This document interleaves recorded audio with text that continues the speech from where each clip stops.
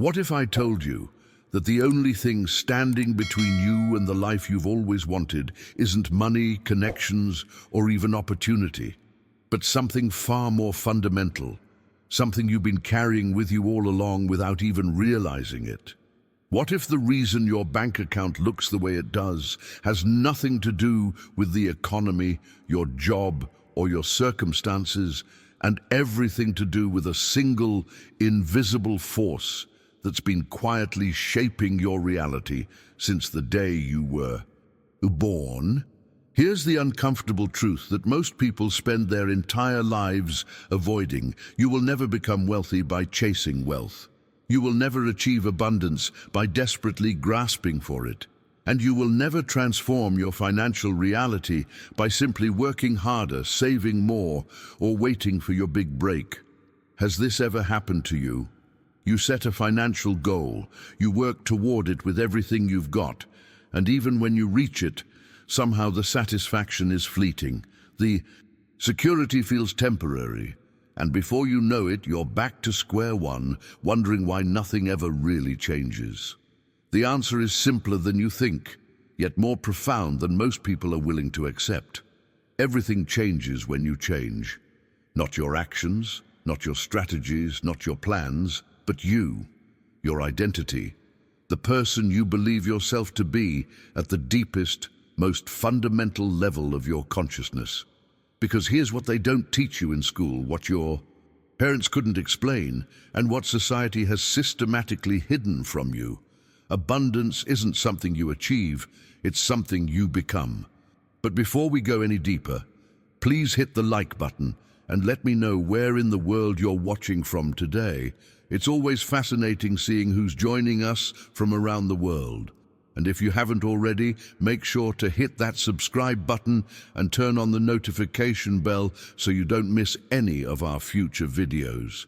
Now, let me ask you something that might make you uncomfortable. When you look at your life right now, your finances, your opportunities, your sense of possibility, are you seeing the reflection of who you truly are? Or are you seeing the reflection of who you've been conditioned to believe you are? Stay with me until the end, because what you're about to discover might completely shift the way you see yourself and your potential. You see, most people operate under a fundamental misunderstanding about how wealth actually works. They think it's about reaching a certain number in their bank account, acquiring specific assets, or hitting particular milestones.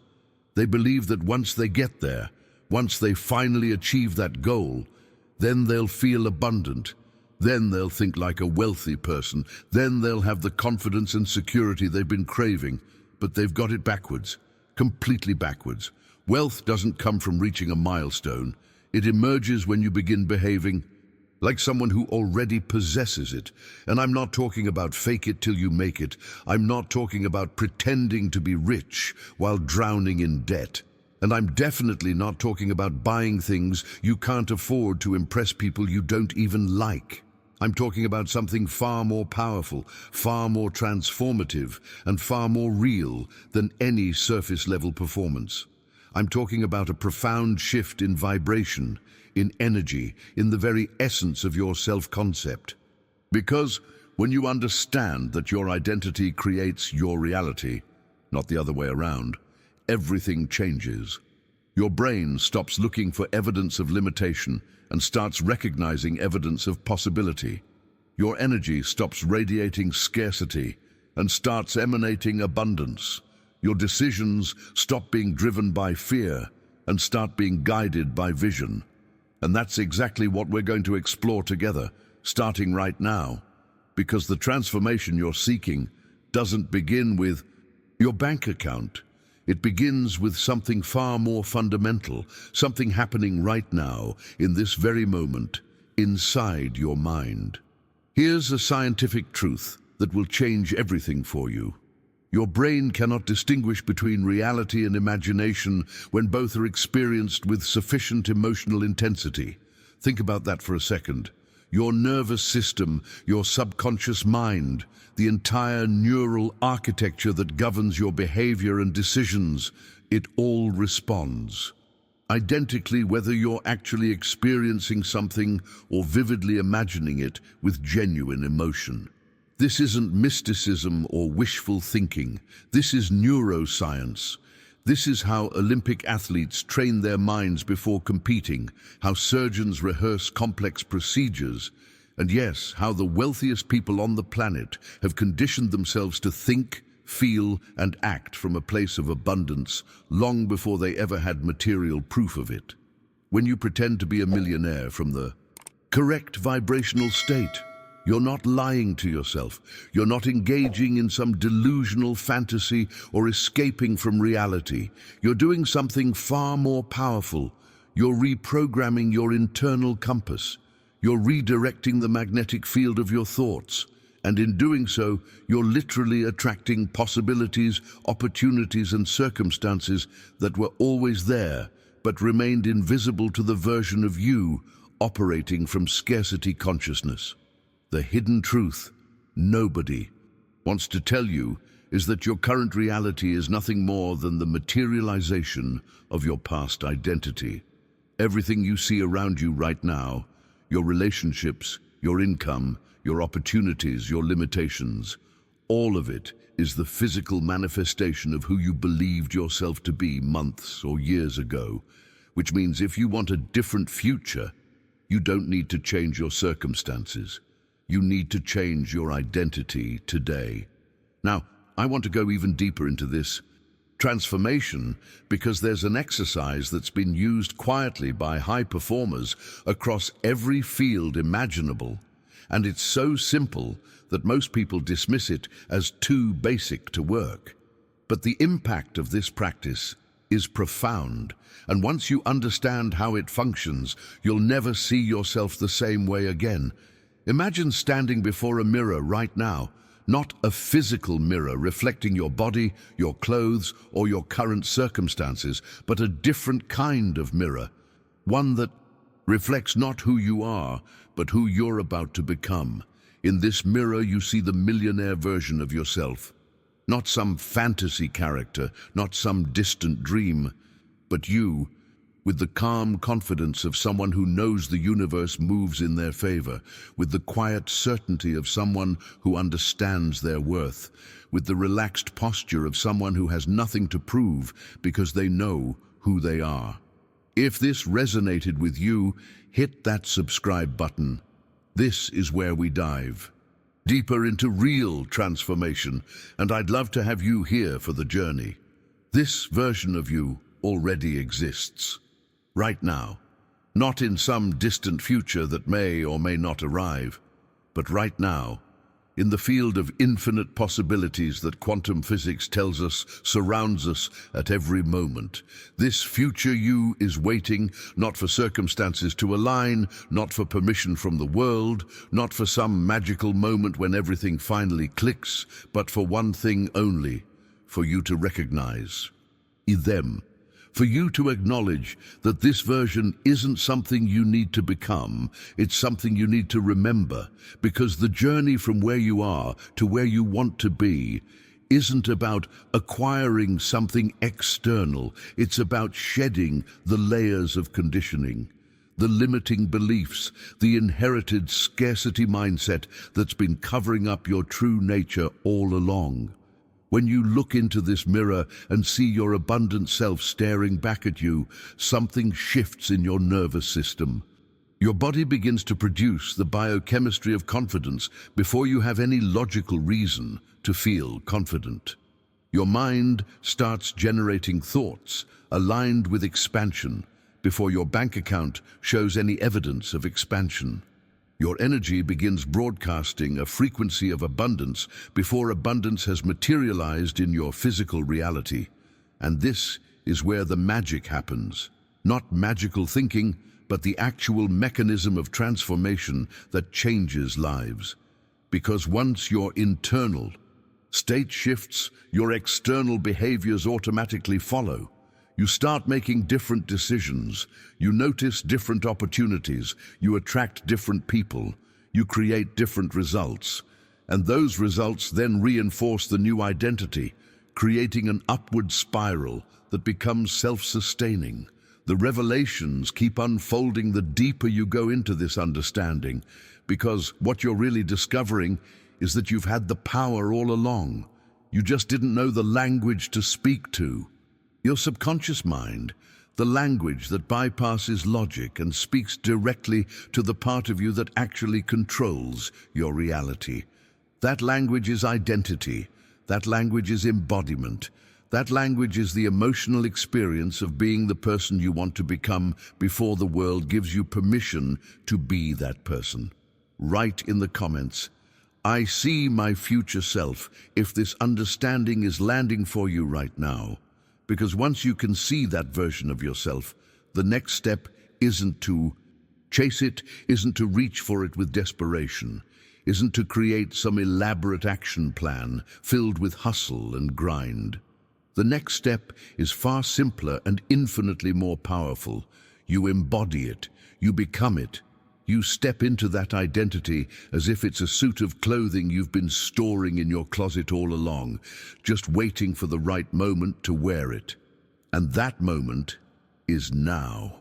Close your eyes for just a second, even if you're watching this right now, and ask yourself this question.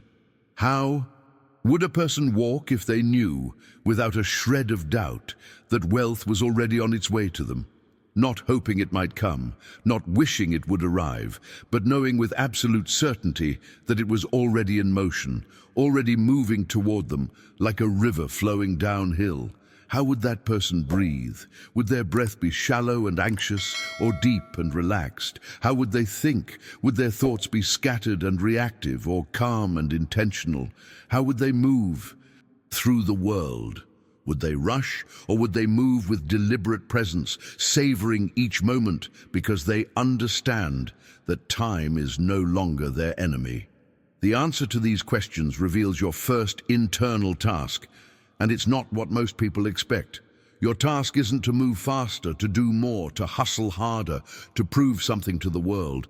Your task is actually the opposite: to slow down, to become more secure in your movements, to inhabit each moment more fully, to let your nervous system understand at a cellular level that you are safe, that you are provided for, that you don't need to operate from survival mode anymore. Because here's what wealthy people understand intuitively, but poor people struggle to grasp. Desperation repels opportunity. Anxiety blocks abundance. Frantic energy creates frantic results. But calm, centered, grounded presence, that's magnetic. That's what draws circumstances, people, and resources toward you seemingly without effort. This is where the real transformation happens, in the subtle shifts of your daily existence that nobody else can see, but everyone can feel. It's in how you hold yourself when you walk into a room. It's in the quality of your attention when someone speaks to you. It's in the decisions you make when nobody's watching. It's in the internal dialogue you maintain with yourself throughout the day. And here's the part that changes everything. When you do this with correct intention, you're not deceiving anyone. You're not faking it. You're not pretending in the way that word usually implies. You're doing something far more sophisticated. You're rehearsing your future. You're training for your next level of existence before the world has given you permission to occupy that level. Think about actors preparing for a major role. They don't wait until the cameras are rolling to become the character. They study, they practice, they embody that person for weeks or months before anyone sees them on screen. Athletes don't wait until the championship game to develop champion mindset. They train in that mindset every single day, in every practice, in every workout, visualizing victory long before victory is possible. Surgeons don't walk into an operating room hoping they'll remember what to do. They've rehearsed the procedure hundreds of times in their minds. Their hands already know the movements before they ever touch a scalpel. This is how mastery works in every domain of human experience. You become the person first, and then reality rearranges itself to match that becoming. When you pretend to be a millionaire with correct intention, you're giving your brain something it desperately needs but rarely receives: a clear map. Your subconscious mind is like a navigation system that will take you anywhere you want to go. But it needs coordinates. It needs a destination. Most people never give it one, so their subconscious just replays the same patterns, the same beliefs, the same limitations over and over again, generating the same results year after year. But when you consciously embody your future self, when you move and think and feel as that person would, you're inputting new coordinates. You're sending an unmistakable signal about where you're going, and your brain, being the incredible pattern recognition machine that it is, immediately begins scanning your environment for paths to get you there. The journey you're on right now isn't just about money. It's about discovering who you actually are beneath all the conditioning, beneath all the stories you've been told about what's possible for someone like you. It's about recognizing that the limitations you've been living with aren't real. They're just beliefs. And beliefs can be changed as easily as you change your clothes. Put down in the comments, "I'm rehearsing my future," if you're ready to step into this practice. Because here's where most people get tripped up, where the entire process falls apart before it even begins. And it has nothing to do with lack of effort or intelligence. It has everything to do with something called coherence. Your brain is constantly seeking alignment, constantly scanning for consistency between what you think, what you feel, and what you do.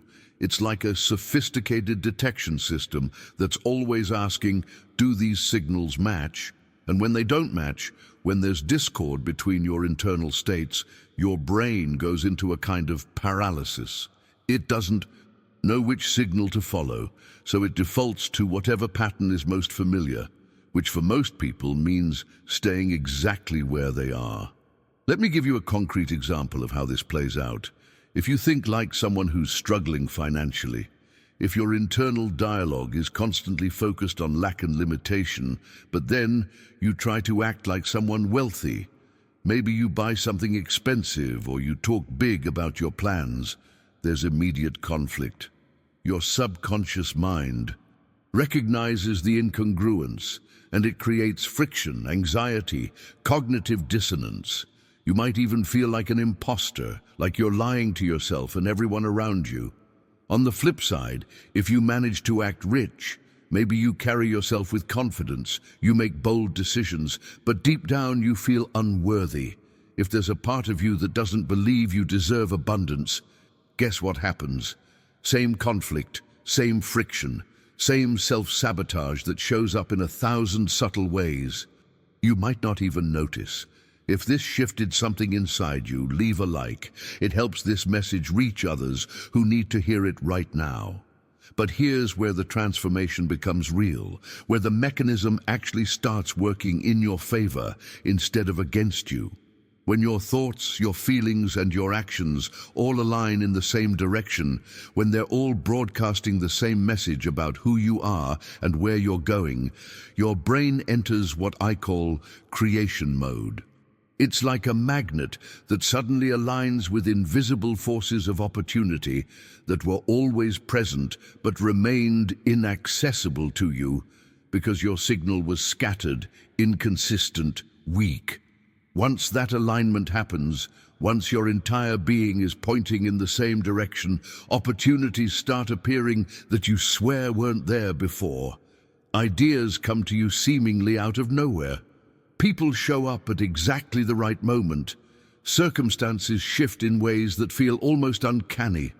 This is the hidden truth behind every success story you've ever heard. Though nobody talks about it in these terms, they talk about hard work, determination, seizing opportunities, being in the right place at the right time. But what they don't tell you is that all of those things became possible because first, internally, they achieved coherence. They became aligned. They stopped being at war with themselves. Now, let me share something with you that might initially sound contradictory to everything you've been taught about manifestation and attraction, but once you truly understand it, it unlocks a level of power most people never access. You don't attract what you want. Read that again. You don't attract what you want. You attract what you are.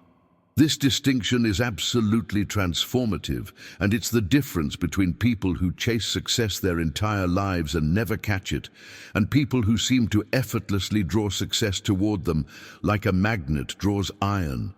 When you want something, when you desire it intensely, what you're actually broadcasting is the frequency of not having it. You're transmitting lack. You're advertising absence. And the universe or life or whatever you want to call the organizing principle of reality responds to your actual state, not your stated desires. It's like trying to tune into a radio station by thinking really hard about the music you want to hear. The radio doesn't care what you want. It responds to the frequency you're dialed into. But when you pretend to be a millionaire correctly, when you embody that identity from a place of genuine internal alignment, you're not trying to obtain wealth from a place of lack. You're not reaching for something outside yourself. You're projecting wealth from your identity. You're transmitting the frequency of already having it, of already being it. And that changes everything about how reality responds to you. The impact of this shift ripples out into every decision you make, every interaction. You have every opportunity that crosses your path. People feel it, even when they can't articulate what they're feeling. Circumstances bend toward you in ways that seem mysterious, but are actually perfectly logical once you understand the mechanism. Write in the comments, "I am what I seek," if this revelation is clicking into place for you. Because what most people fundamentally misunderstand about how reality works is the sequence of events. They think action comes first, that you do something, and then the universe responds to what you did. But that's backwards. The universe, or life, or the field of infinite possibilities, whatever framework makes sense to you, responds to your vibration first, before you ever take a single action. It's reading your energetic signature, the frequency you're broadcasting through your thoughts, emotions, and beliefs, and it's matching circumstances to that frequency with astonishing precision. This isn't magic, though it might feel magical when you first start experiencing it. This is energetic coherence, the same principle that allows a tuning fork to make another tuning fork across the room vibrate at the same frequency without ever touching it. So when you commit to this 30-day journey of embodying your millionaire identity, you're not just playing a mental game or engaging in positive thinking. You're fundamentally altering your vibrational frequency. And as that frequency shifts, something remarkable begins happening in your day-to-day experience. Your mind, which has spent years, maybe decades, perfecting the art of finding excuses, suddenly starts finding pathways instead. Obstacles that seemed insurmountable begin revealing solutions. Limitations that felt permanent start showing cracks. Opportunities that were always present but invisible to your previous frequency suddenly become obvious, almost glowing with possibility. This transformation doesn't happen because the world changed. It happens because you changed. And in changing, you gained access to a different layer of reality that was always there, waiting for you to tune into it. Think about it like changing the channel on a television. The other channels were always broadcasting. You just weren't tuned to their frequency. Your previous identity, the one built on scarcity and limitation, could only pick up certain signals, certain opportunities, certain possibilities. But as your identity expands into abundance, into certainty, into worthiness, you gain access to channels you didn't even know existed. Now, I want you to notice something that might be happening inside you right now, in this very moment, as you're absorbing these ideas. There's a sensation, maybe subtle, maybe more pronounced, but it's there. It might feel like a slight expansion in your chest, or a quickening of your pulse, or a clarity in your mind that wasn't there a few minutes ago. What you're feeling isn't just motivation. Motivation is that temporary surge of energy you get from an inspiring speech or an exciting idea, and then it fades and you're back to baseline. This is something deeper, something more fundamental. This is your identity beginning to shift. Your identity is sending signals to your mind right now, signals that something within you is awakening from a long sleep. It's like watching the first light of dawn break over the horizon after a long night. The darkness isn't gone yet, the sun isn't fully up, but there's this undeniable sense that something is changing, that the old order is giving way to something new. This sensation you're experiencing, however small it might seem, is already transforming your internal landscape in ways you won't fully understand for days or weeks. Your neural pathways are literally reorganizing themselves. Your subconscious beliefs are being challenged and rewritten. Your emotional set point, that baseline level of how you generally feel about yourself and your life, is beginning to rise. The journey of transformation isn't linear, and it doesn't announce itself with fanfare. It starts quietly, with these small internal shifts that feel almost insignificant in the moment, but compound over time into massive change. You might not notice it consciously, but your brain is already starting to filter information differently. Where you used to automatically notice evidence of limitation, you're beginning to notice evidence of possibility. Where you used to focus on reasons why things won't work, you're starting to see ways they might. This isn't naive optimism or denying reality. This is upgrading your operating system to access more of what reality actually contains. Put down in the comments, "My identity is awakening," if you're sensing this shift happening within you right now. Because if you're honest with yourself, really honest in a way that might be uncomfortable, you have to ask, how long have you been waiting? How many years? How many months? How many quiet nights have you spent hoping that something external would shift, that some opportunity would appear, that someone would recognize your potential, that the economy would improve, that you'd finally catch a break? How long have you been standing at the edge of your life, waiting for permission to step into something greater, without realizing that the only permission you ever needed was your own? This is the question that separates people who transform from people who simply consume. Transformation content. Most people are waiting for their life to change without understanding the fundamental principle that nothing external transforms until something internal transforms first. They're looking in the wrong direction, focusing all their attention on the circumstances, the conditions, the outside world, hoping it will rearrange itself into something more favorable. But that's not how it works. That's never been how it works. The outside world is just a mirror reflecting back your internal state, and until you change what's being reflected, the mirror can't show you anything different. This is where the journey truly begins. Not in some future moment when conditions are perfect, but right here, right now, in this present instant where you decide to stop waiting and start becoming. And I want you to visualize something with me, something that will help you understand the choice you're making every single day, often without even realizing you're making it. Imagine yourself walking along a narrow path. It's not a physical path, but a psychological one, the path of your daily existence, your moment-to-moment experience of being alive. On your right side are mirrors, countless mirrors lining the path as far as you can see. These mirrors reflect versions of yourself you've left behind, or more accurately, versions you keep revisiting every time you look at them. In these mirrors, you see the fearful version of yourself, the one who held back when they should have spoken up. You see the doubting version, the one who convinced themselves they weren't good enough, smart enough, prepared enough. You see the defeated version, the one who said, "I can't," before they ever really tried. These mirrors are powerful because they feel familiar. They feel like truth. They feel like who you really are.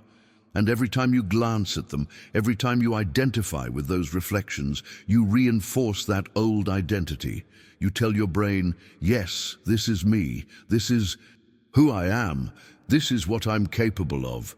But on your left side, there are windows, not mirrors that reflect the past, but windows that reveal the future, transparent portals into possibility. Through these windows, you can see versions of yourself who've already achieved what you desire. You see yourself moving through the world with confidence, making decisions from a place of clarity rather than fear, experiencing abundance not as some distant fantasy, but as your lived reality.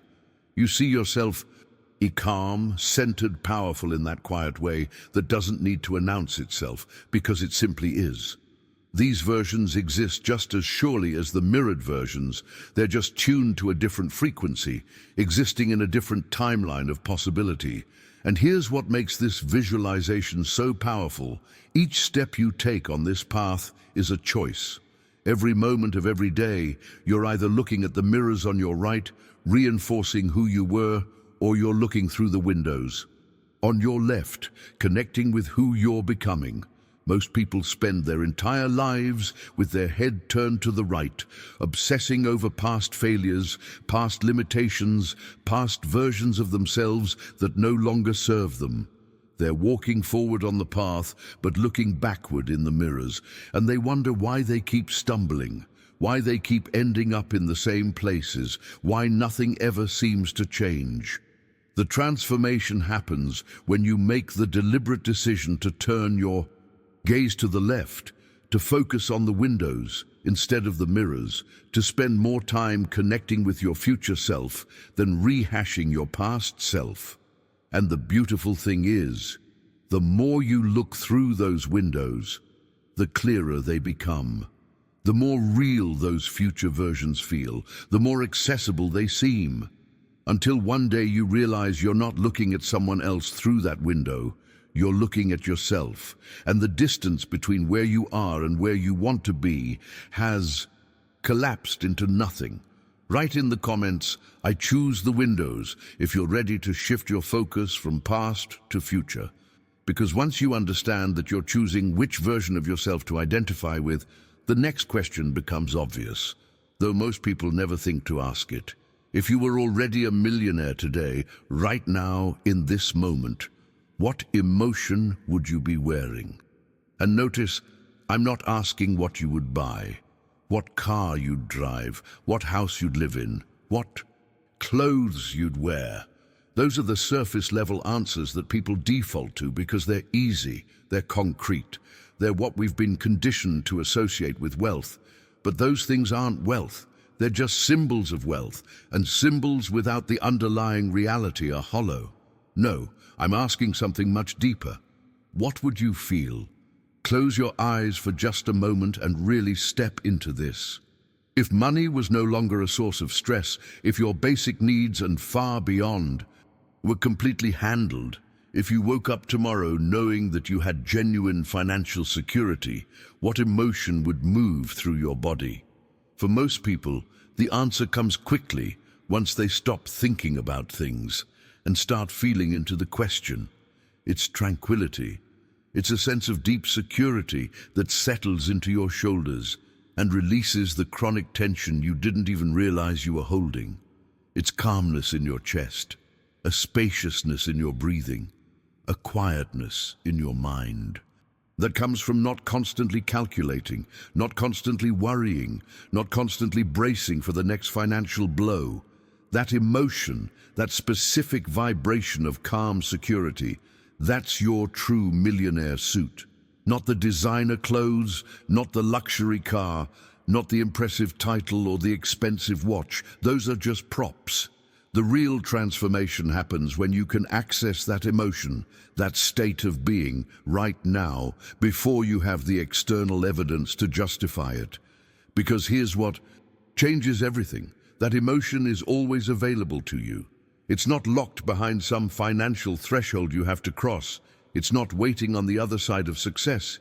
It's here, now, accessible in this present moment if you choose to step into it. And when you do, when you allow yourself to feel that wealthy emotion, regardless of what your bank account says, something extraordinary happens in your nervous system. Your entire being begins to reorganize around that emotional state. The Hidden truth is that emotion doesn't follow circumstance the way we've been taught. Emotion leads, it guides, it creates. When your emotion changes, your life changes, not someday in the future, but immediately, right in this moment.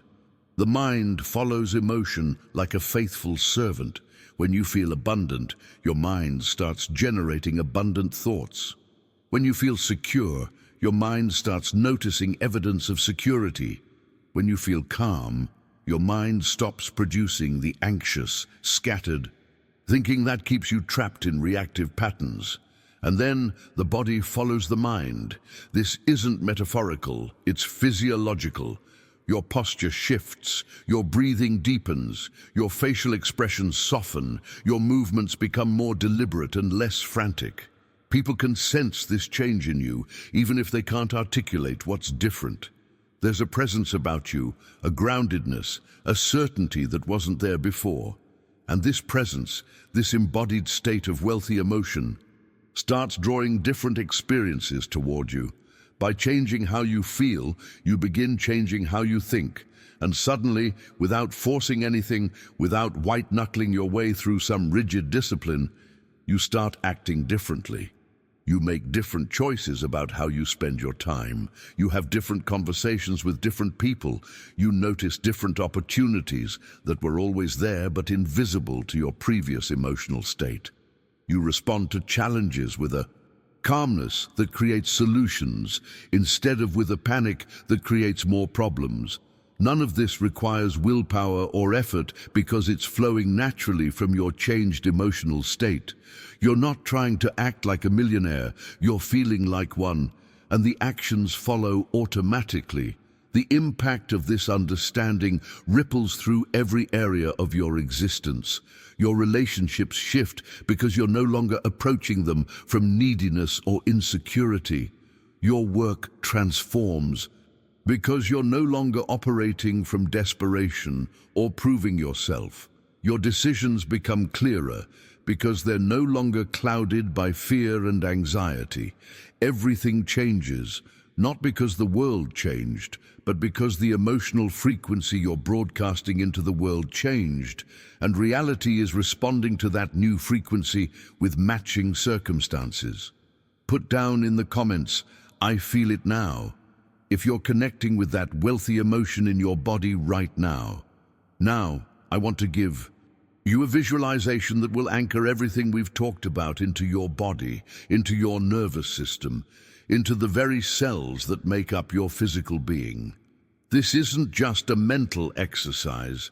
This is a tool that you can return to again and again, especially in moments when you feel yourself slipping back into old patterns, old fears, old limitations. Close your eyes if you can, or if you're somewhere where that's not possible, just soften your gaze and turn your attention inward for a moment. Imagine a warm golden light beginning to glow in the center of your chest. It starts small, just a spark, but with each breath you take, it grows brighter, warmer, more radiant. This isn't an aggressive fire that burns and destroys. This is a tranquil fire, a sacred flame that illuminates without consuming. As it expands, it begins to surround your entire body, creating an aura of golden light that extends a few inches beyond your skin in every direction. You're burning from within, but you're not being consumed. You're glowing, radiating, emanating this frequency of abundance and worthiness and power. This golden aura is your wealth consciousness made visible. It's the energetic signature of your millionaire identity. And as you sit in this visualization, as you feel this warmth spreading through your body, notice how it changes your internal experience. Your breathing naturally deepens. Your muscles naturally relax. Your mind naturally quiets. This is the vibration we've been talking about, and now you're experiencing it directly, not as an abstract concept, but as a felt sense in your body. This is the beginning of your transformation, not in some metaphorical sense, but in the most literal, practical, tangible way possible, because what you're doing right now in this moment is fundamentally more powerful than most people realize. You're not just imagining something pleasant or engaging in wishful thinking. You're sending direct orders to your brain, clear and unmistakable commands about who you are and who you're becoming. Every time you choose to think like a millionaire, every time you access that feeling of wealthy emotion, every time you act from a place of abundance rather than scarcity, you're telling your brain, this is who I am now, not who I want to be, not who I hope to become someday. Who I am right now in this present moment. And here's what most people don't understand about the brain. It always obeys. Always. Without exception. It doesn't argue with you. It doesn't question your commands. It doesn't say, but wait, that's not true. Look at your bank account. Your conscious mind might say those things, but your brain, your subconscious programming, the deeper intelligence that actually runs your life, it simply follows orders.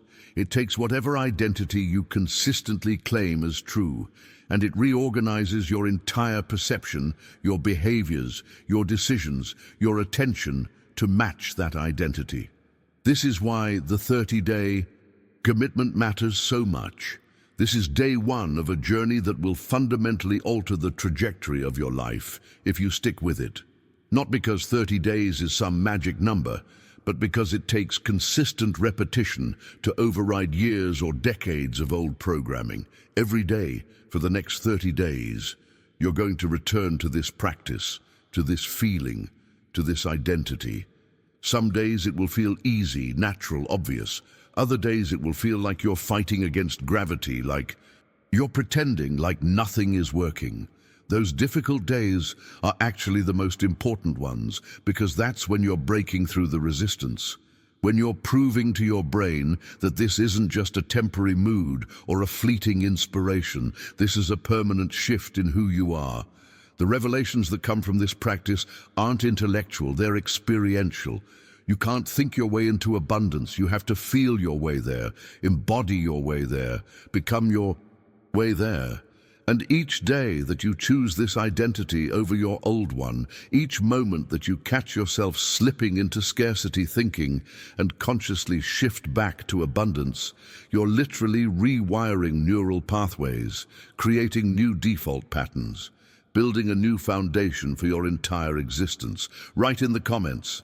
Day one begins now if you're committing to this 30-day transformation starting in this moment. Because as you step into this new identity, as you commit to these 30 days of transformation, you're going to encounter something that most people never anticipate, and it's one of the primary reasons why so many people start this journey with excitement and abandon it within days. You're going to have to confront what you've been tolerating, and this might be the most uncomfortable revelation in this entire process, but it's also the most liberating once you move through it. Poverty doesn't begin in your wallet. It doesn't start with your job, your opportunities, your education, or your circumstances. It begins with what you tolerate in your internal world. Those weak thoughts that you allow to run on repeat in your mind without questioning them. Those excuses you make for why you can't, why it's too hard, why now isn't the right time. Those small habits that seem insignificant in the moment but drain your power drop by drop, day after day. That silent self-sabotage that shows up as procrastination, as choosing comfort over growth, as saying yes when you should say no, and no when you should say yes. A millionaire, someone who genuinely embodies wealth consciousness, doesn't tolerate these things. Not because they're some superhuman who never experiences doubt or fear or the pull of old patterns, but because they recognize that tolerating what makes them small is the same as choosing to remain small. Every time you let a disempowering thought go unchallenged, every time you accept a mediocre standard for yourself, every time you allow your energy to be drained by activities or people or habits that don't serve your highest vision, you're making a choice. You're choosing your old identity over your emerging one. This is where the real work happens, not in the exciting moments of inspiration and possibility, but in the mundane moments when no one is watching, when there's no accountability, when you could easily slip back into who you were and nobody would know. These are the moments that define whether you actually transform or whether you just consume some interesting ideas and moved on. The journey you're on demands that you start noticing what you've been tolerating and making conscious decisions to stop tolerating it. Not all at once, not in some dramatic overhaul that overwhelms you and leads to burnout, but incrementally, deliberately, one choice at a time. And as you begin making these choices, as you start holding yourself to a higher standard, something fascinating happens.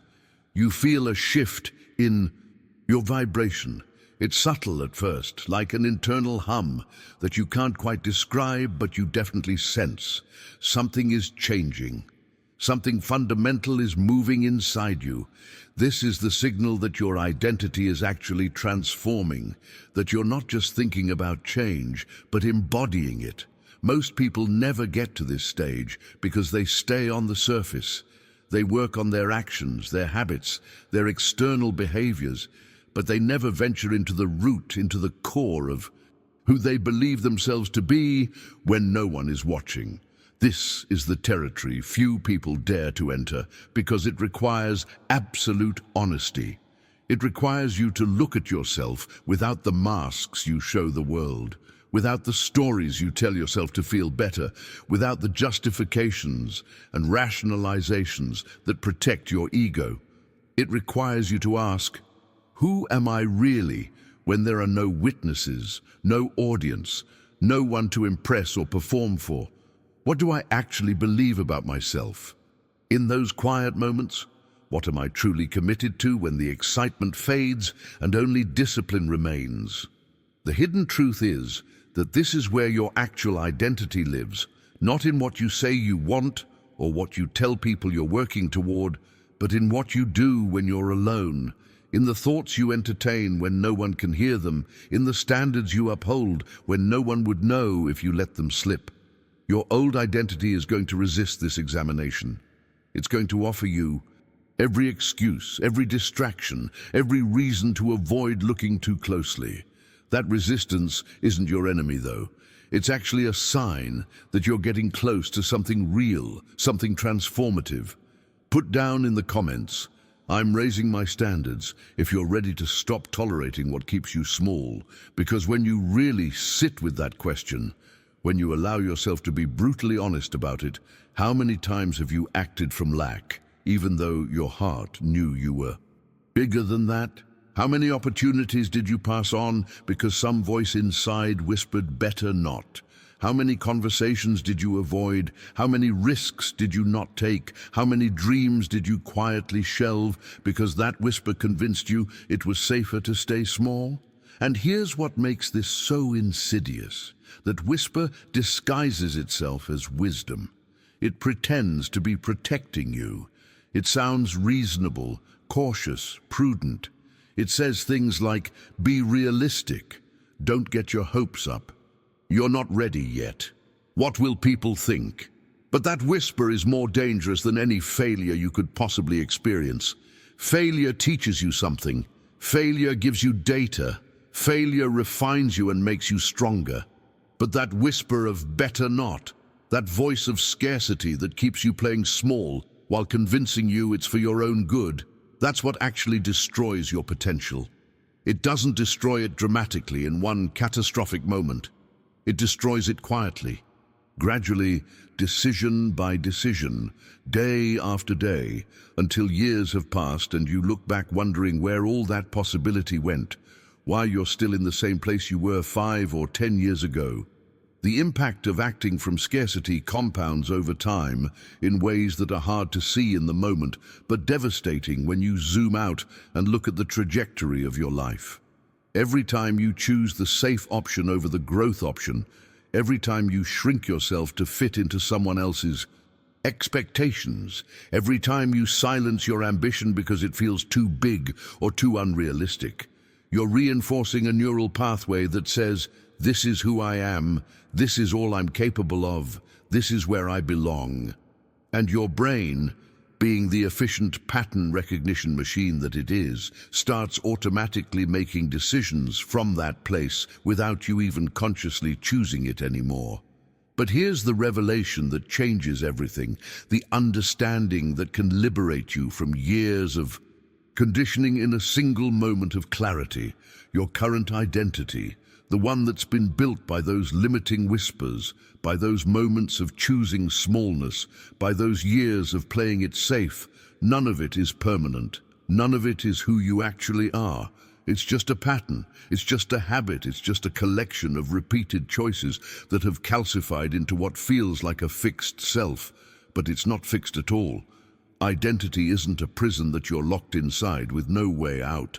Identity is a constant choice that you're making every single moment, usually unconsciously, but you can start making it consciously.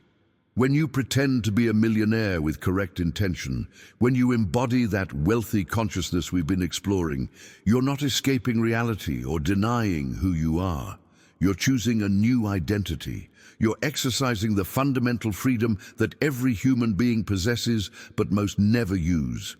The freedom to decide who you're going to be regardless of who you've been. This isn't about rejecting your past or pretending your experiences didn't happen. It's about recognizing that your past doesn't have to dictate your future unless you allow it to. Every moment presents you with this choice.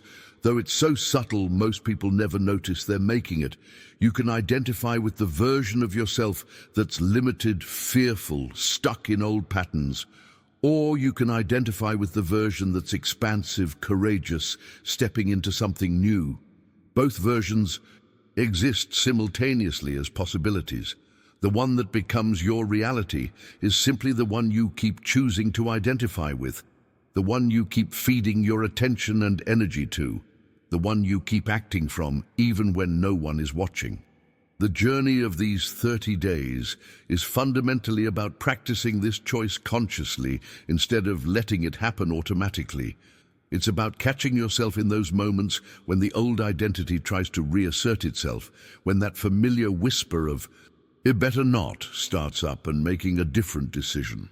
Not fighting against the old identity, not trying to destroy it or shame it, but simply choosing differently, consistently, until the new choice becomes as automatic as the old one once was. Write in the comments, "I choose expansion," if you're ready to make this conscious choice in every moment. Now, I want to give you a metaphor that will help you understand exactly what's happening in your mind during this transformation, because without this understanding, it's easy to get discouraged when old patterns resurface or when change feels slower than you'd like. Imagine your mind as a large, dark room. You've been living in this room your entire life, navigating it mostly by feel, by habit, by memorized pathways, and scattered throughout this room are tools, all kinds of tools that you've collected over the years. But here's the thing. Most of these tools are old, rusty, barely functional.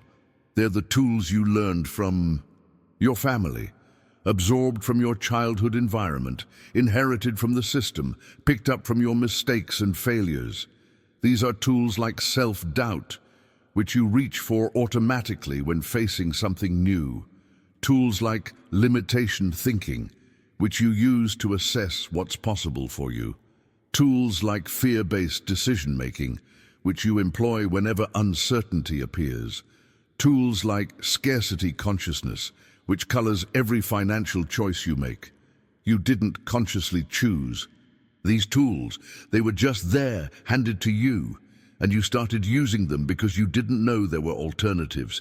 They became so familiar that you stopped noticing you were using them. They became invisible, automatic, just the way things are.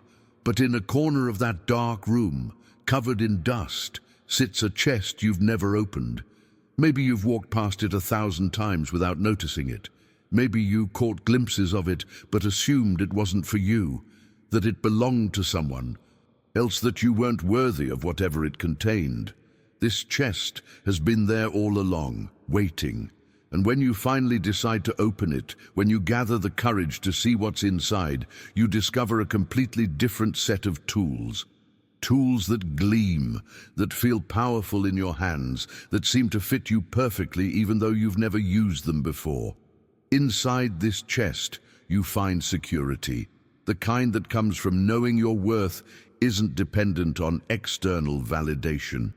You find courage, not the absence of fear, but the ability to move forward despite it. You find creativity, the capacity to see solutions where others see only obstacles. You find vision, the ability to perceive possibilities that exist beyond your current circumstances. You find abundance consciousness, a way of relating to resources that's expansive rather than contracting. You find clarity, the mental precision to make decisions aligned with your highest self. These tools have always been available to you. They're not special gifts reserved for other people. They're part of your inherent equipment as a human being. But you can't use tools you don't know you have, and you can't effectively use tools you've never practiced with. This is where repetition becomes absolutely crucial, and it's why the 30-day commitment isn't arbitrary. Identity is molded through repetition. The mind learns through repetition. The brain programs itself through repetition. This is not opinion. This is neuroscience. Every thought you think, every emotion you feel, every action you take creates and strengthens neural pathways in your brain.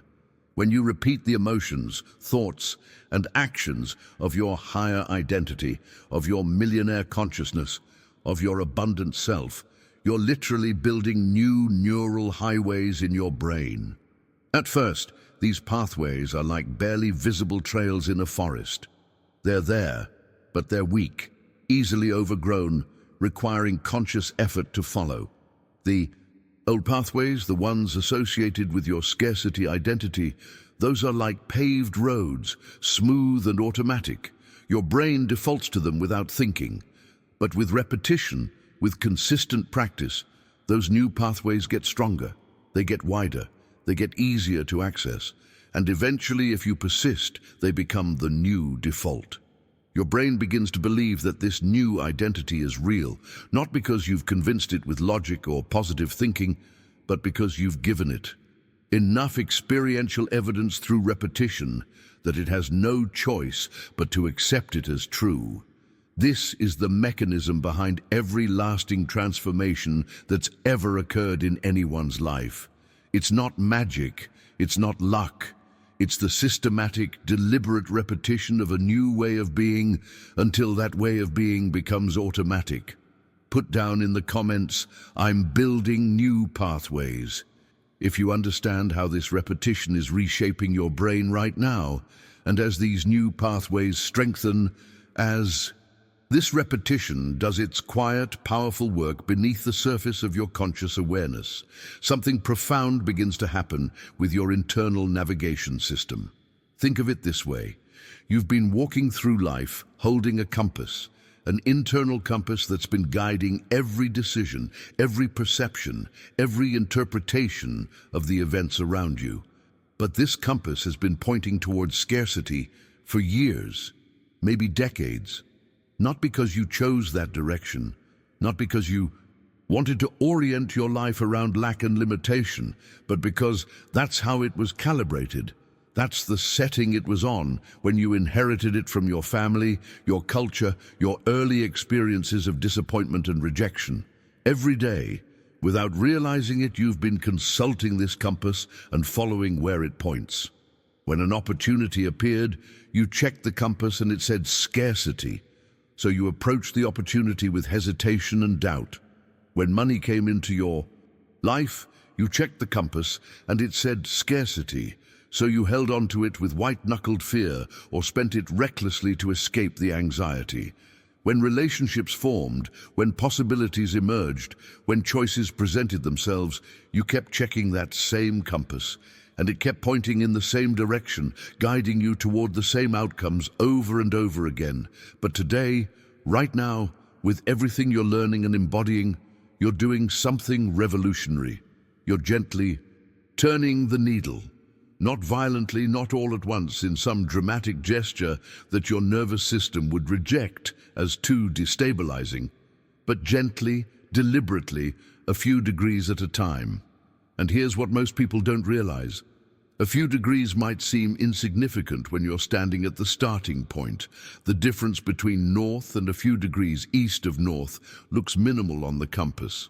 But project that line out across months and years, across the landscape of your entire life, and those few degrees translate into a completely different destination. A destination that's not just slightly better than where you were heading, but fundamentally different. A different territory entirely. This recalibration is what's happening inside you through this practice of embodying your millionaire identity. Your internal compass is shifting from scarcity to abundance, from fear to possibility, from limitation to expansion. And the beautiful thing, the truly transformative thing, is that you don't have to travel to abundance. You don't have to go somewhere else to find it, because wealth isn't something external that you attract from out there. This is the hidden truth that changes everything once you really absorb it. Wealth isn't attracted, it's remembered. You were born with everything you need already inside you. You came into this world with abilities, with talents, with intuitions, with creative intelligence, with a unique combination of gifts that nobody else possesses in quite the same way. But then society happened, conditioning happened. You were taught to suppress what made you different, to quiet the voice of your intuition, to doubt your ideas before you even gave them a chance, to fit yourself into boxes that were never designed to contain your fullness. Layer by layer, experience by experience, you learned to forget who you actually were beneath all the conditioning. And now, through this journey, you're not trying to become someone you're not.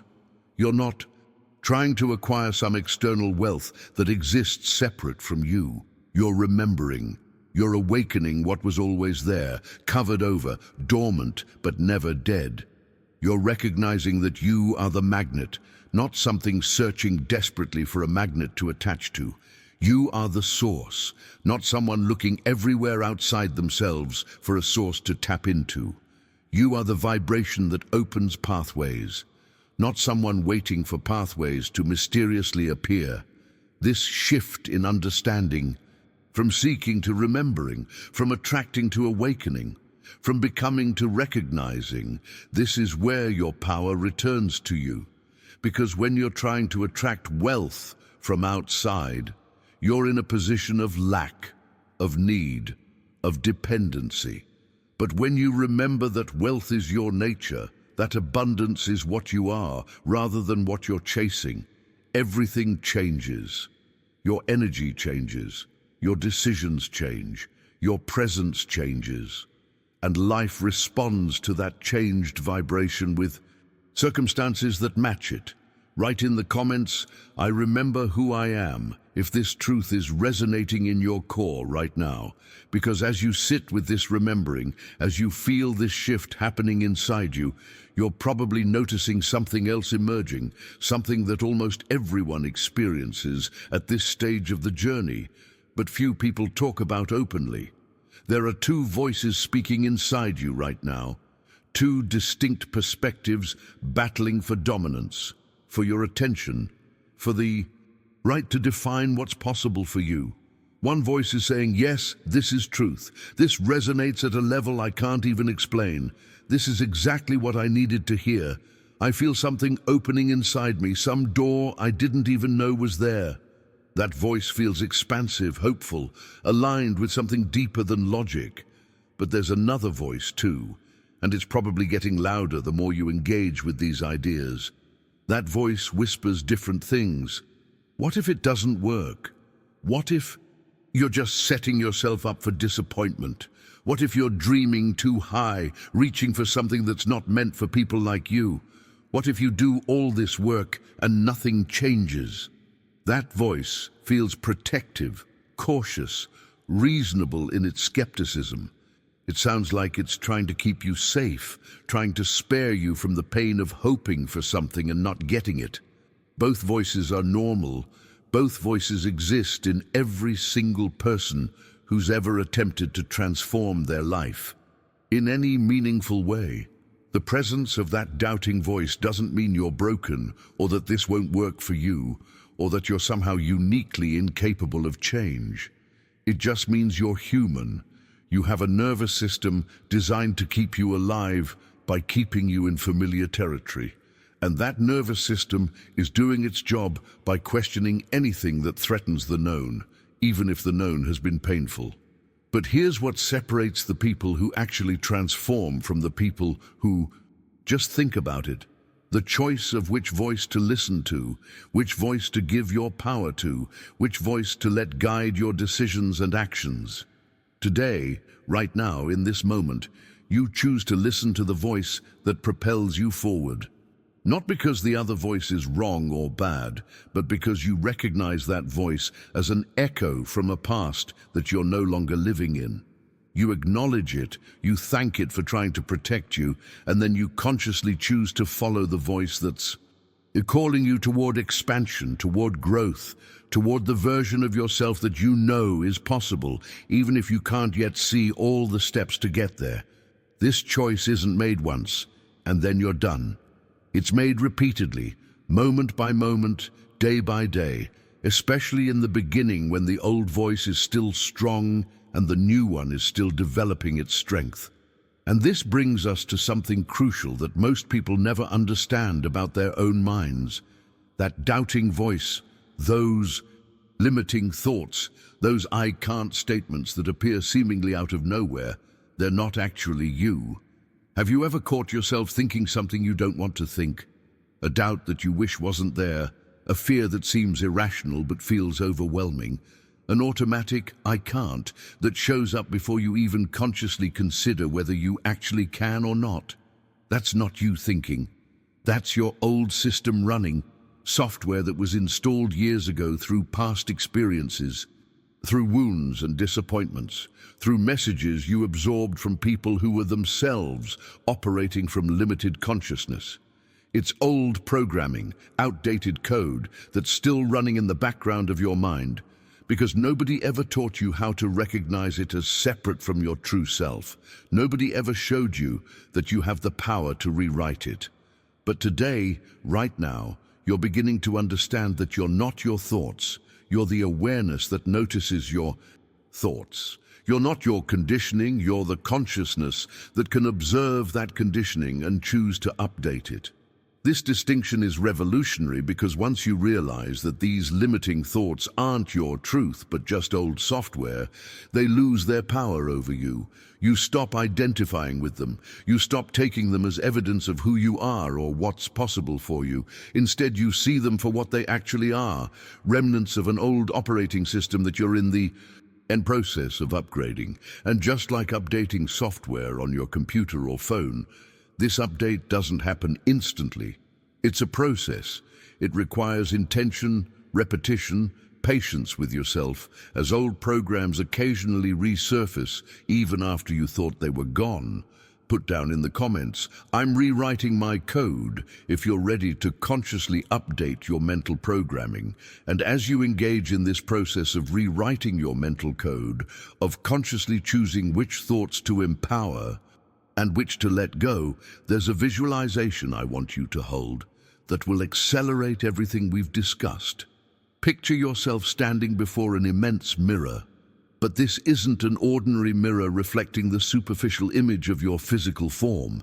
This is a mirror so clear, so penetrating, that it reflects something much deeper than your body or your clothes or your outward appearance.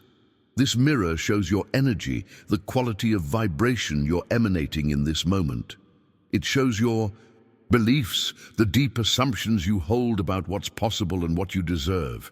It shows your self-concept, the story you're telling yourself about who you are and where you fit in the world. This mirror doesn't lie. It can't lie. It's not interested in flattering you or making you feel better. It simply reflects with absolute precision exactly who you're being right now, in this present moment.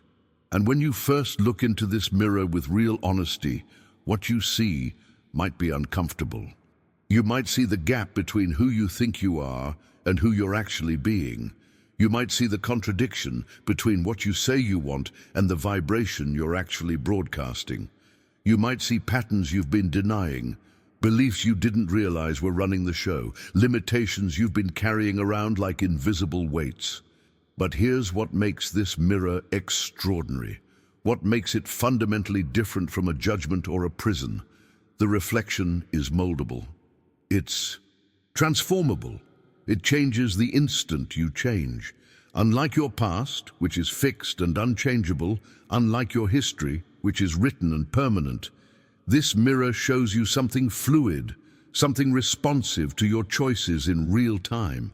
The moment you shift your vibration, the reflection shifts. The moment you adopt a new belief, the mirror shows you something different.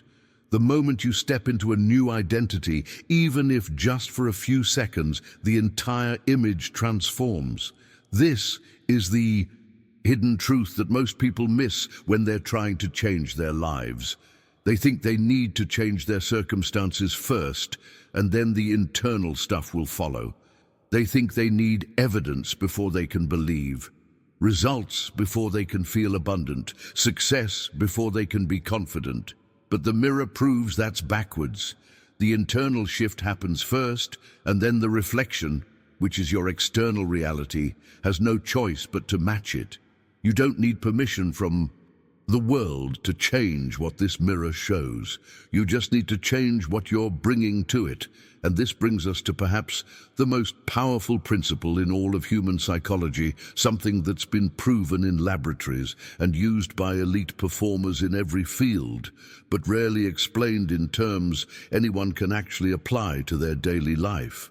Your brain doesn't distinguish between something you imagine with sufficient emotional intensity and something you actually experience in physical reality. Read that again and let it sink in, because this is the mechanism that makes everything we've been discussing actually work. If you imagine something vividly enough, if you feel it deeply enough, if you repeat it consistently enough, if you embody it fully enough, even if just for seconds at a time, your brain accepts it as true. Not true in some abstract philosophical sense, but true in the practical neurological sense that matters for your behavior and your perception and your automatic responses to life. Your brain reorganizes your emotions around that imagined reality. It restructures your behavior patterns to align with it. It filters your attention to notice things that confirm it and ignore things that contradict it. This isn't wishful thinking or delusion. This is how the brain actually works. This is why Olympic athletes spend hours visualizing perfect performances. This is why surgeons mentally rehearse complex procedures. This is why successful people across every domain spend time inhabiting the feeling of their desired reality before it manifests. They understand that the brain is a simulation machine, and the simulation you run most consistently becomes the reality you experience most automatically. So when you embody your millionaire identity, when you step into that wealthy consciousness, when you feel that abundant emotion, even though your bank account doesn't yet reflect it, you're not pretending in a way that's disconnected from reality. You're programming reality at its source, which is your perception, your beliefs, your automatic responses to the opportunities and challenges that show up in your daily experience. Write in the comments, "My reality is shifting," if you can feel this principle working inside you right now, because what you're really doing when you step into this millionaire identity, when you embody this abundant consciousness, is aligning yourself with a version of you that already exists. Not in some fantasy realm or wishful imagination, but in what quantum physicists call the field of infinite possibilities. This isn't mystical language. It's actually how reality operates at the deepest level. There's a field, an enormous network of potential futures, infinite paths branching out from this present moment, and each path represents a different version of your life. On one path, you stay exactly as you are, repeating the same patterns, generating the same results, living out the same story year after year. On another path, you make slightly different choices and end up somewhere moderately different. On yet another path, you undergo a fundamental identity shift and your entire trajectory changes, leading to outcomes that from your current vantage point might seem impossible or reserved for other people. All of these paths exist simultaneously as possibilities. They're all real in the sense that they're all available to you, all waiting to be activated by your choices, your beliefs, your consistent emotional state. When you pretend to be a millionaire with the correct intention, you're not creating something from nothing. You're tuning into a frequency that already exists, selecting a path that's already there, aligning with a version of yourself that's been waiting for you to recognize it and claim it. This is why the practice works, why it's not just positive thinking or empty affirmation. You're not trying to manifest something external to you. You're choosing which of the many possible yous you're going to become, and then taking the actions, thinking the thoughts, feeling the emotions that naturally arise from that choice. The journey isn't about forcing yourself to be someone you're not. It's about relaxing into who you actually can be, who you're designed to be, when all the limiting conditioning is stripped away. And this brings us to a distinction that most people completely miss. A distinction that explains why so many people work incredibly hard and yet never achieve the abundance they're seeking. It's the difference between doing and being, between action and identity, between performing wealth and embodying it. Abundance doesn't arrive when you start doing millionaire things. It doesn't come from imitating the external habits and behaviors of wealthy people, though those habits might be useful once the foundation is in place. Abundance arrives when you are someone who thinks like a millionaire, when your internal thought patterns, your default assumptions, your automatic responses to situations shift to match those of someone who already has wealth consciousness. Anyone can copy external habits. Anyone can wake up early, work out, read books, network with successful people, dress well, speak confidently.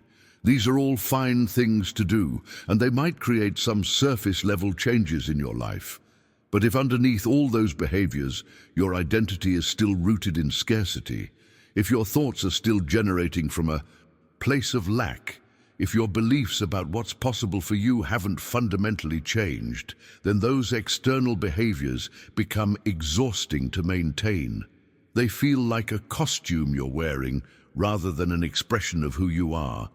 And eventually you'll drop them and return to your baseline. True transformation, the kind that lasts, the kind that creates permanent change in your circumstances, occurs when an internal thought pattern changes.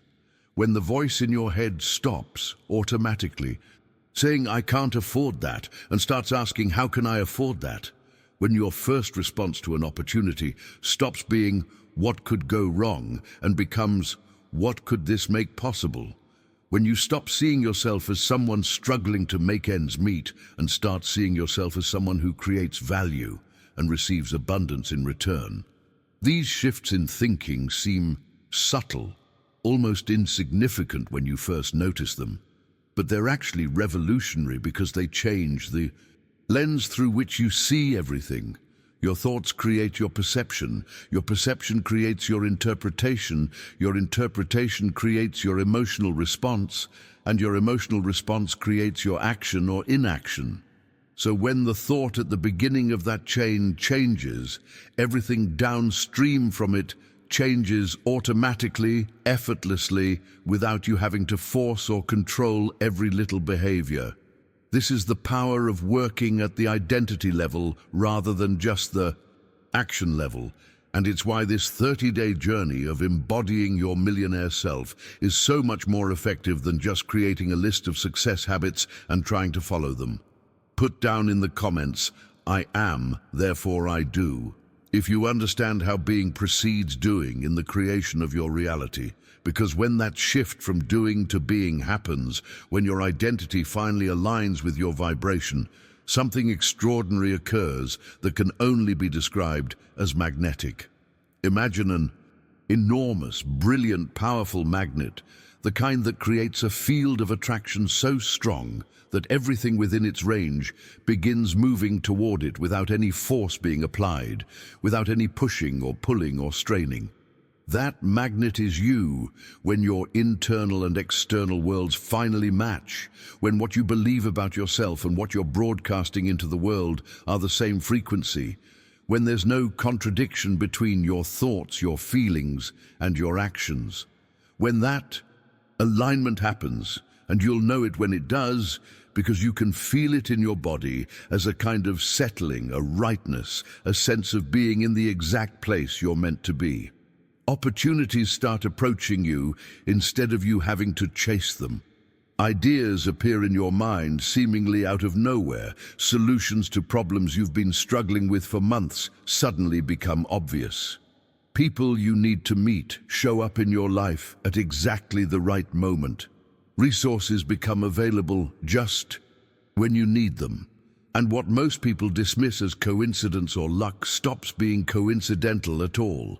You begin to see the patterns, the connections, the way reality responds to your shifted state with matching circumstances. This is what it means to be a magnet for abundance.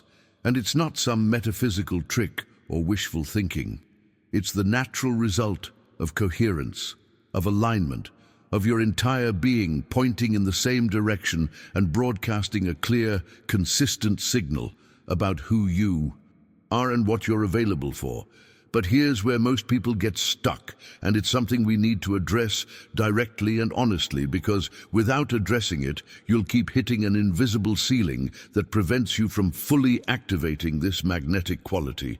Before you can awaken your internal magnet completely, before you can access the full power of this aligned state, you have to face something uncomfortable. You have to confront the invisible blockages that have been operating in the background of your consciousness, quietly sabotaging your efforts, subtly redirecting your energy away from what you truly want. These blockages aren't obvious. They don't announce themselves. They're silent shadows in your mind that activate without your conscious awareness, often in the moments when you're on the verge of a breakthrough. They're emotional traps that you didn't create but inherited, patterns you absorbed from your family, your culture, your painful experiences that taught you it's not safe to want too much, to dream too big, to expect good things. Maybe you inherited the belief that money is corrupting, that wealthy people are somehow less moral, that there's virtue in struggling. Maybe you learned that you have to choose between abundance and authenticity, that success requires you to become someone you don't want to be. Maybe you absorbed the message that people like you, from your background, with your history, don't get to have that kind of life. These blockages live in your nervous system, not just in your thoughts. They're wired into your body's responses, showing up as tension when opportunity appears, as anxiety when money comes in, as self-sabotage when you're about to step into something bigger. They make you uncomfortable with your own growth, suspicious of your own success, guilty about wanting more when others have less. And the tricky thing about these blockages is that they often feel like wisdom, like healthy caution, like important values you shouldn't abandon. They disguise themselves as reasonable concerns, when really they're just old programming protecting you from the imagined danger of becoming too visible, too successful, too different from the people who raised you or the community you came from. The journey we're on together requires that you start noticing these blockages, not to judge them or fight against them, but to see them clearly for what they are. Outdated protection mechanisms that once served a purpose, but now only limit your possibilities. Because you can't remove a blockage you can't see, and you can't transform a pattern you haven't acknowledged. Write in the comments, "I see my blocks," if you're becoming aware of the invisible patterns that have been holding you back, and as you start to see those blockages more clearly, as awareness begins to shine light into corners of your psyche that have been dark for years, there's a specific question I need you to ask yourself with complete honesty. What emotion disconnects you from abundance faster than anything else? Because it's different for everyone. For some people, it's fear, that primal anxiety that shows up whenever they're about to step into something bigger, whispering that they're not ready, that they'll fail, that it's safer to stay small. For others, it's doubt, that insidious questioning that undermines every positive development, that finds reasons why good things won't last, that refuses to believe in possibilities until they're already proven and therefore already past. Maybe for you it's comparison, that poison that has you constantly measuring yourself against others and always finding yourself lacking, always convinced that what comes easily to them will be impossibly difficult for you. Maybe it's self-sabotage, that mysterious force that has you destroying opportunities right when they're about to materialize, walking away from relationships or projects or investments just before they would have paid off. Or maybe it's that quiet voice that says you don't deserve too much, that convinces you there's something wrong with wanting abundance, that makes you feel guilty for having desires that extend beyond basic survival. Whatever that emotion is for you, and you know what it is even if you've never named it explicitly, I want you to recognize something crucial about it. That emotion isn't your enemy. It's not some evil part of you that needs to be destroyed or suppressed or ashamed of. It's a part of you that learned to survive without abundance, a part that adapted to an environment where wealth wasn't available or wasn't safe or came with strings attached. That part developed strategies to protect you from the pain of wanting something you couldn't have, from the danger of standing out in a world that punished difference, from the risk of losing yourself in the pursuit of success. That protective part served you once. It kept you functional in circumstances that would have broken you otherwise. But here's what you need to understand. The circumstances have changed, even if that protective part hasn't gotten the message yet. You're not in the same situation you were in when that emotion first formed. You're not the same person. You don't need the same protections. And that emotion, which once served you, is now the primary thing standing between you and the life you're capable of creating. The transformation happens when you can thank that part for what it did, acknowledge the service it provided, and then gently but firmly tell it that you're choosing a different path now. You're stepping into the light, and that means letting go of survival strategies that were designed for darkness.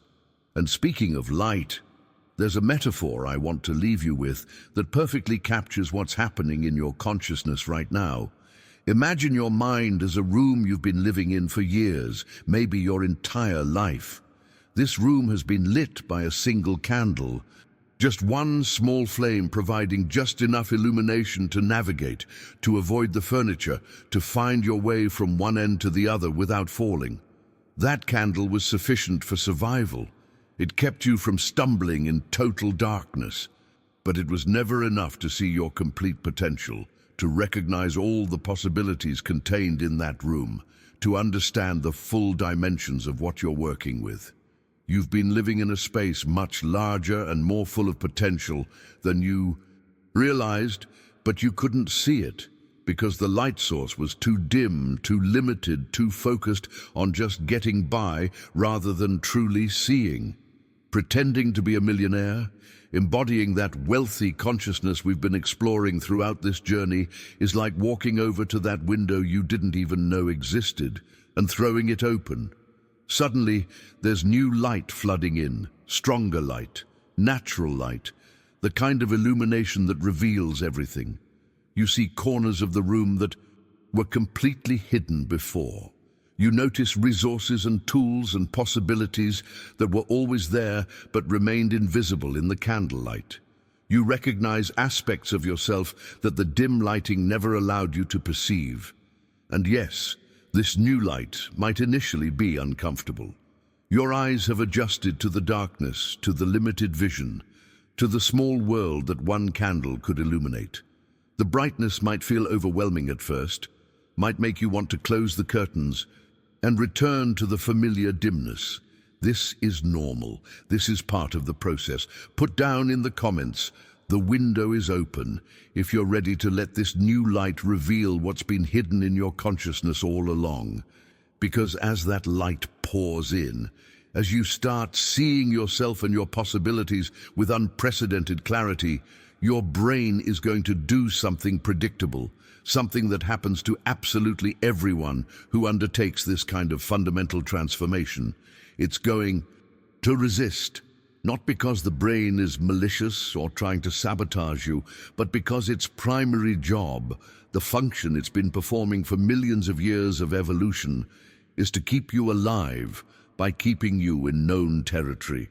Your brain interprets familiarity as safety, even when that familiar territory is painful, limiting, or completely unsatisfying. It would rather have you miserable in a known situation than potentially thriving in an unknown one, because unknown equals unpredictable, and unpredictable equals potentially dangerous in the brain's ancient risk assessment system. So if you've been feeling resistance as you've moved through this process, if you've experienced discomfort or doubts, or that strange sensation of being pulled backward even as you're trying to move forward, I need you to understand something that will change how you interpret those feelings. That resistance doesn't mean you're failing. It doesn't mean this isn't working for you. It doesn't mean you're not cut out for transformation. It actually means the opposite. It means you're doing something right. You're touching internal fibers that have never been moved before. You're activating parts of your consciousness that have been dormant. You're threatening the known zone in a way that's significant enough to trigger your brain's defense mechanisms.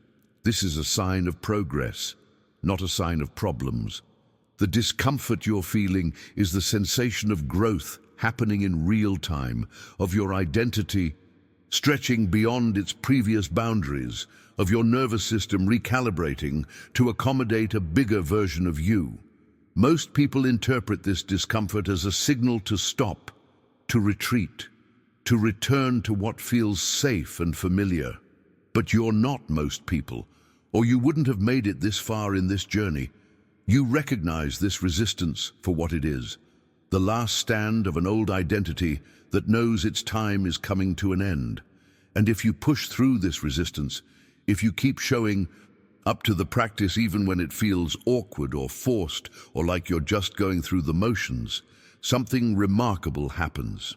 Usually around day 18, give or take a few days depending on your specific situation and how consistently you've been applying these principles, there's a shift. It's subtle at first, so subtle you might not even notice it consciously, but you feel it. Things that were difficult start feeling easier. Things that required enormous effort start flowing more naturally. Opportunities that you would have had to chase down and force into existence start appearing with less effort on your part, almost as if they're seeking you out rather than you seeking them. Your energy feels different, lighter somehow, like you've been carrying a weight you didn't know was there and someone just lifted it off your shoulders. Conversations happen differently, leading to connections you didn't plan but needed. Ideas come to you at unexpected moments, fully formed and ready to implement. Resources show up just when you need them. This isn't coincidence. This isn't luck suddenly deciding to favor you. This is natural attraction activating. This is the magnetic quality we talked about earlier, finally coming online because you've done the internal work necessary to support it. You're no longer in the pursuing phase, that exhausting mode where you're constantly chasing after abundance, trying to force opportunities into existence, pushing and striving and grinding. You're entering the magnetizing phase, where abundance starts moving toward you because your vibration has finally aligned with it. The shift is palpable once it happens, and it changes not just your results, but your entire experience of being alive. There's a relaxation that comes with it, a trust, a knowing that you're on the right path, and that the universe or life or whatever framework resonates with you is responding to your transformation with matching external shifts. This is where the journey gets exciting, where you start seeing tangible evidence that all the internal work you've been doing is paying off in your actual lived experience. And the beautiful thing is, this is just the beginning. The momentum that builds from this point forward compounds in ways you can't predict from where you're standing right now. Write in the comments, "I feel the shift coming," if you're sensing this magnetic activation beginning in your own experience. Because as this magnetic phase activates, as you begin noticing the external shifts that reflect your internal transformation, there's something fundamental you need to understand about what's actually creating these changes. It's not the actions you're taking, though actions matter. It's not the opportunities you're pursuing, though opportunities are important.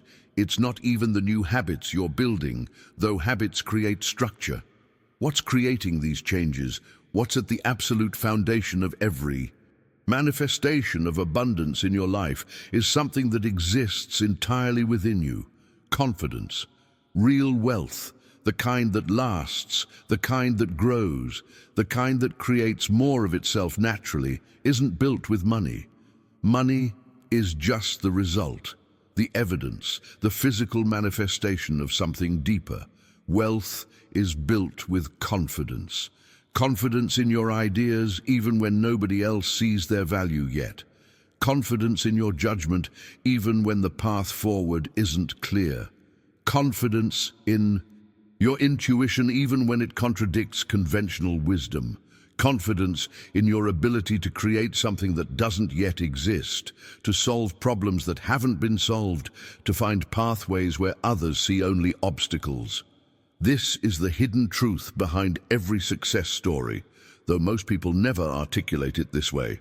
When you study anyone who's created significant abundance, you'll find that before they had the money, before they had the success, before they had any external validation, they had internal confidence. Not arrogance, not blind optimism, not delusion about reality, but a quiet, unshakable confidence that they could figure things out, that they had something valuable to offer, that they were capable of learning what they didn't know and becoming who they needed to become. Internal poverty isn't measured by your bank account. Internal poverty is doubt. It's that constant second guessing of yourself, that perpetual questioning of whether you're good enough, smart enough, worthy enough. It's the hesitation that shows up in crucial moments, making you pull back right when you should push forward. It's the voice that tells you to let someone else take the lead, because surely they know better than you do. Internal wealth, on the other hand, is conviction. It's knowing at a level deeper than thought that you have what it takes. Not that you'll never fail or make mistakes, but that you can handle failure and learn from mistakes. Not that success is guaranteed, but that you're capable of creating it. And here's where the metaphor of the compass becomes crucial to understand. Your self-confidence functions exactly like a compass in your internal world. No matter where you are, no matter what circumstances you're facing, no matter how lost or confused or off track you might feel in any given moment, when that compass of confidence points toward your vision, toward your growth, toward the person you're becoming, you'll always find your way. The path might not be straight. There will be storms that obscure your view, rough seas that make you question whether you should have started this journey at all, moments of doubt where the compass seems to waver and you're not sure if you're reading it correctly. But as long as that needle keeps pointing toward growth, as long as your confidence remains oriented toward your vision rather than toward your fears, you will eventually arrive. Not necessarily on the timeline you expected, not necessarily by the route you planned, but you will arrive, because confidence creates a kind of inevitability. When you truly believe in your capacity to create what you're seeking, when that belief lives not just in your thoughts, but in your body, in your actions, in your automatic responses to challenges, the universe has no choice but to rearrange itself to match that belief. This isn't about faking confidence you don't feel. This is about recognizing the confidence that's already there, beneath the layers of conditioning and doubt, and choosing to orient yourself toward it, to build it, to strengthen it through repeated choices that affirm your worth and capability. Every time you keep a commitment to yourself, your confidence grows. Every time you face a fear and move forward anyway, your confidence grows. Every time you trust your intuition and it proves correct, your confidence grows. This is the real work of these 30 days, building the internal foundation of confidence that will support whatever level of external abundance you're capable of receiving. Put down in the comments, "My confidence is my compass," if you're recognizing how central this quality is to everything you're building. And as this confidence solidifies within you, as it becomes less of something you're trying to cultivate and more of something you simply are, there's a moment that arrives, sometimes gradually, sometimes in a sudden flash of recognition, where your entire relationship with possibility transforms. It's the moment when you stop asking, "Can I?" and start declaring, "I can." Not as empty affirmation, not as wishful thinking, but as a statement of identity so fundamental that questioning it would be like questioning whether you can breathe. This is the awakening of what I call the "I can do everything" consciousness. And it's not arrogance, it's not naivety, it's not ignoring your limitations or pretending you don't need to learn and grow. It's something much more powerful and much more grounded. It's the recognition that your mind doesn't respond to reality as it objectively exists out there. Your mind responds to what you accept as real, what you've decided is true about yourself and your capabilities. When you affirm an identity at this deep level, when you claim it not just with words, but with your entire being, reality has no choice but to reorganize itself to align with that identity, not your desires, because desires come from lack, from wanting what you don't have, not your good intentions, because intentions without identity behind them are just wishes. But your identity, your internal self, the unshakable knowing of who you are beneath all circumstances, that's what reality responds to with matching external conditions. This is why people who truly believe they're meant for success seem to stumble into opportunities that others never see. This is why confident people get more chances, more benefit of the doubt, more doors opened for them. It's not favoritism or luck or privilege, though those things can play a role. It's that their identity broadcasts a signal so clear, so consistent, so uncompromising, that life simply reflects it back to them. You've been building toward this moment throughout this entire journey, through every exercise, every visualization, every conscious choice to embody your millionaire identity, even when your circumstances didn't support it. You've been programming yourself for this awakening. And now, we arrive at the final revelation, the truth that's been waiting underneath everything we've explored together. Abundance isn't a destination you're traveling toward. It's not some future state you'll reach once you've done enough, earned enough, become enough. Abundance is a level of consciousness, a way of perceiving and interpreting and relating to reality. And here's what might surprise you. What might take your breath away if you really let it land. You're already there. You've already arrived at abundant consciousness, or you're arriving right now, in this very moment, as these words sink into your awareness. The door to the life you want, the wealth you seek, the freedom you desire, it was always there. It never moved. It never hid itself. It was standing right in front of you the entire time. You just needed to become the person who could see it, who could recognize it, who could walk through it without hesitation or apology. And that's who you've been becoming through this process. Not someone different from who you truly are, but someone who's remembered who they've always been beneath the conditioning and the fear and the limiting beliefs that were never yours to begin with. From this day forward, from this moment onward, every step you take carries the energy of a prosperous person who has decided their destiny. Not hoping for it, not wishing for it, not working toward it as some distant goal, but living it now, embodying it in each decision, each thought, each interaction. The transformation is complete in your consciousness, and now it's just a matter of time before your external reality catches up to reflect it. And that time is shorter than you think. Write in the comments, "I have arrived." If you can feel this truth settling into your bones, becoming part of who you are. You know, if you've made it all the way to this moment with me, if you've stayed present through this entire journey, that tells me something important about you. It tells me you're not just consuming content, you're actively participating in your own transformation. You're someone who understands that real change doesn't happen by accident. It happens through conscious choice, repeated daily, until the choice becomes who you are. And if this message resonated with you, if something inside you shifted while we were together here, I'd love for you to hit that subscribe button. Because what we're building on this channel isn't just a collection of videos, it's a community of people who've decided that their current reality doesn't have to be their permanent reality. People who understand that identity precedes circumstance, that consciousness creates experience, that who you become internally determines what you receive externally. This is where those people gather, and I think you belong here. Leave me a comment right now saying, "This message was meant for me." So I know you made it all the way through. I read every single comment, and there's something powerful about declaring your commitment publicly, even if it's just a few words typed into a comment box. It solidifies something, makes it real, turns internal decision into external declaration.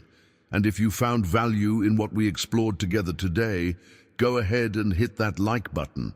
Not because I need the validation, but because it helps this message reach other people who are ready for it. People who are searching for exactly this understanding in exactly this moment. Your like might be the reason someone else finds their way to their own transformation. Now, there's a video right here that takes what we've discussed today even deeper, exploring the specific practices that turn this understanding into lived experience. Click on it and continue with me over there. The journey's just beginning, and I'll be waiting for you on the other side.